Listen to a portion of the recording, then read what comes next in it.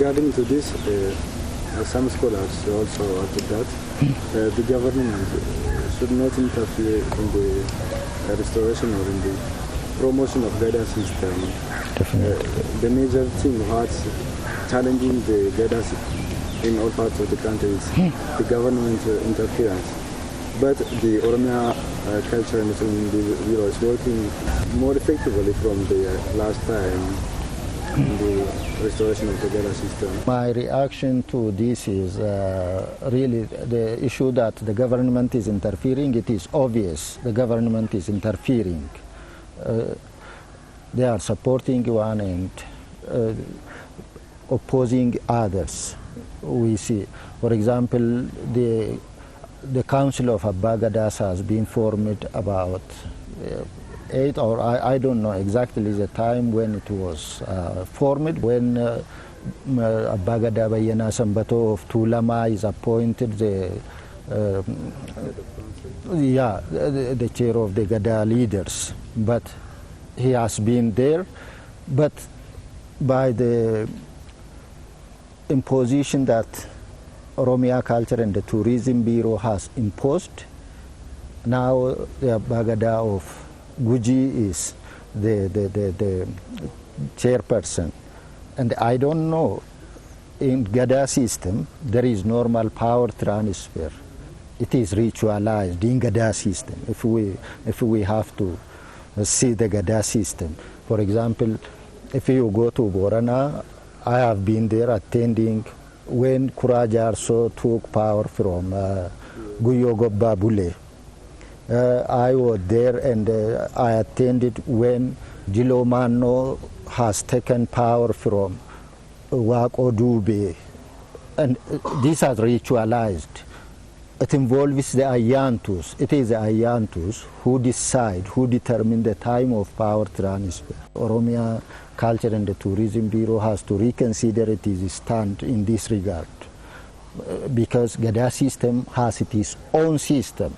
Its own system of power transfer, and if the councillors, the GADA, the Abba-Gadas form a group and the Council of Abba-Gadas is there, it has to go in the same way, a smooth way of power transfer must be there. This interference distorts GADA. I don't think it contributes positively to the development and to the revitalization of GADA. So we have to just restrain from such kinds of interference as a government body. I think that the main reason why the Oromia Culture and Tourism Bureau are involving in the GADA Council is there was no GADA Council previously. Yeah. What's your assumption on this? I think that is because of the imposition from external body, from especially the government of Ethiopia. Since more than 150 years, the Oromo have been subjugated and they are denied the opportunity to go to one another and to get, it is obviously the Oromo used to go to the Arsi, the Borana, the Guji to give kumbi to the Kalus, the Abba-Gadas go to the Kalus to give kumbi and to receive blessing, and these kinds of interaction are there between between one Gada and another Gada center. There is interaction between the cradle land and the other parties who went away from those cradle lands. They go back to the original place, they get advice, they learn laws, and they come back to practice and implement at their own centers. That is what used to be the case.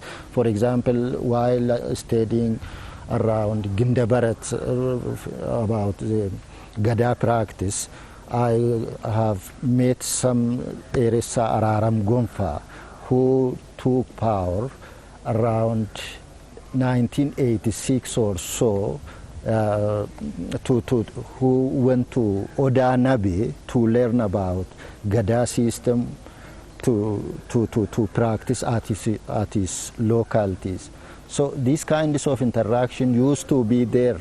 So the government body must facilitate the ways instead of imposing its own desires and the needs on GADA system. It has to facilitate ways. It has to contribute some kind of resources so that learning from one another, GADA rules, GADA laws, one GADA center should go to another GADA center to learn the laws, to implement the GADA requirements. So that kind of facilitation is important than the impositions to revitalize GADA from the places where GADA system has been weakened. And I think the government institutions should try to adopt this strategy, this kind of strategy. How did you evaluate the activities of Oromia Culture and the Tourism Bureau? Especially they are organizing a lot of events in all parts of the Oromia region. Some positive contributions are there. For example, Jimma Culture and the Tourism Office has been trying relentlessly to revitalize GADA system. And I have been part of it. We are working together on awareness creation and the like. And they are doing their level best to make GADA stronger. What I am saying is some kind of pressure is not good. It is rather you have to be free of the interests, all other interests. And you have to help GADA so that the GADA system, those who are eligible to assume power, those who are knowledgeable enough to implement GADA to assume power. So we have to help those bodies, those concerned bodies, who are more, who have more awareness about the GADA system, who knows the system better, and those who are aware of, who have been following the GADA system. There are still, from place to place, you see some kinds of practice of GADA system. Until today, GADA system is weakened, but it is not disappeared, it is not destroyed completely. Here in Odaule, power transfer, GADA rules and the laws are intact. If you go to Limmu, power transfer, GADA system, then misensas where you belong, there are people are aware of their misensas. So you have to encourage this to teach others to learn about GADA and to identify their own groups, their own GADA grades and the like to follow, to revitalize GADA. But you must not impose. You must not have your own person to assume the position. That is dangerous for GADA, because for one thing, these people do not know what to do and what not to do. Because GADA rules, some kinds of GADA rules are very strict, serious and dogmatic. Some are very flexible and they are changing and they are flexible so that people can involve. GADA system is not by its nature dogmatic. It adopts, it accepts people from outside. It accepts aliens from outside. You can claim GADA grade by following the rules. So if you learn, if you know, if you can practice it, it is not so dogmatic. But what is important is the knowledge of the system is important, and those who are more knowledgeable must assume the power and the government institutions like the Culture and the Tourism Bureau of Oromia must not impose on GADA to assign some person and at the expense of another who is more knowledgeable and more wise and who has been following the system strictly from parents and the fathers and the forefathers. So what I am saying is those who have been pursuing GADA system from fathers and the forefathers and who are more knowledgeable and wise must assume the power so that they can teach to the public about GADA system, and in these ways we can easily make GADA system lively and more dynamic, and so that we can make GADA system more lively and contributing to the well-being of the society. The Recha is the religion or culture? The problem is, how can you separate religion from culture? For example, religion desires some kind of practice, human interaction, some kind of wearing style, some kind of food and the like. They are highly interwoven, so you cannot separate one from another. Recha for me is both religion and the culture. It is both for me.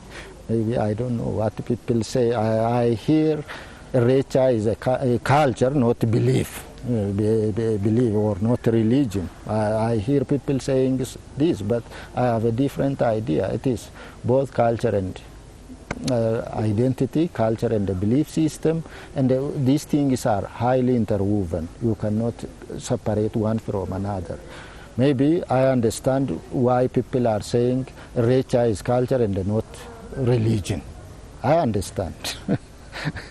But that understanding doesn't convince me to change my belief also.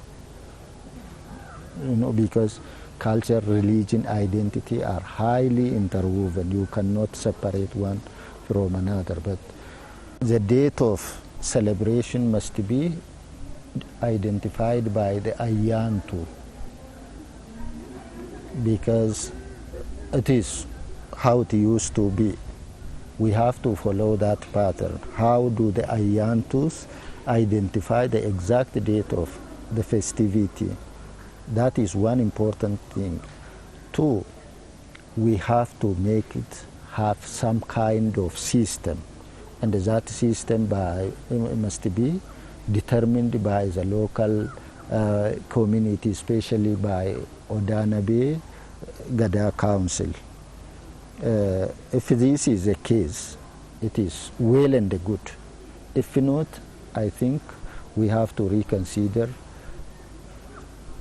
determining the date and the principles of the going and the coming back of Recha in the manner that the local community defines. Especially for this, Odanabe is more accountable than anybody else, because it takes place there on their land, and the Ayantu there must be concerned about this. In all Oromo rituals, when you go to the Recha, you go singing this praise song.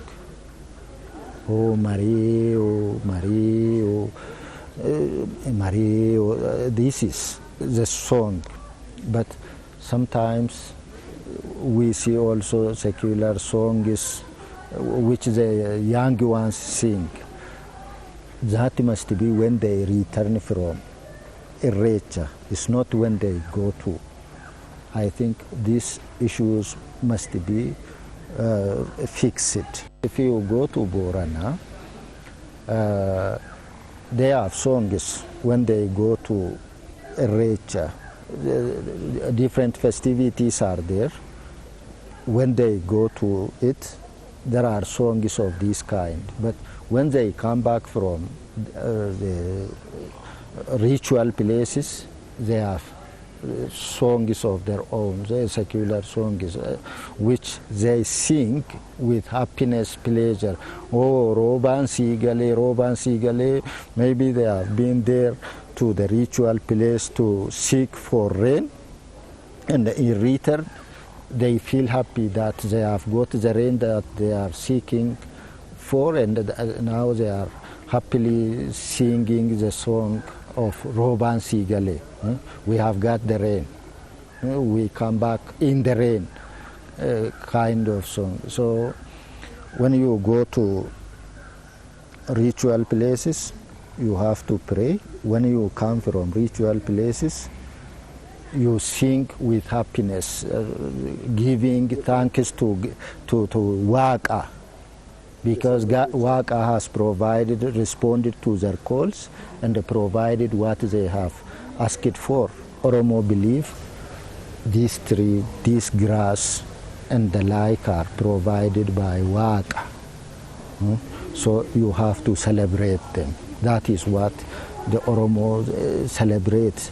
It is, you bring the image of Waka into your view, you sense it nearer when these things are provided.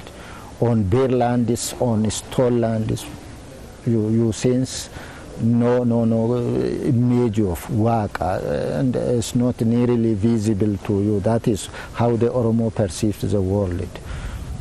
Thank you very much, Doctor, for having us. You're welcome.